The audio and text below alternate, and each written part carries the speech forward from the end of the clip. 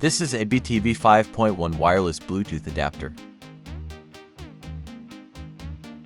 After installing the Bluetooth adapter on my PC, Bluetooth is not showing up on my PC. If Bluetooth is not visible on the PC after connecting the Bluetooth adapter, let's see how to fix it. First, unplug the adapter from here and plug it into a USB 2.0 port on the PC. After plugging it into a USB 2.0 port, go to your PC. If Bluetooth is not visible on the PC even after plugging the adapter into the USB 2.0 port, go to Device Manager. Right-click on the Windows icon. Go to Device Manager.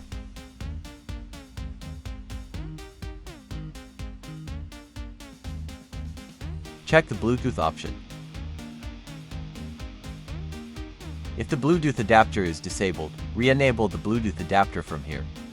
Sometimes even after installing the Bluetooth adapter, Bluetooth is not visible on the PC because it is disabled from here.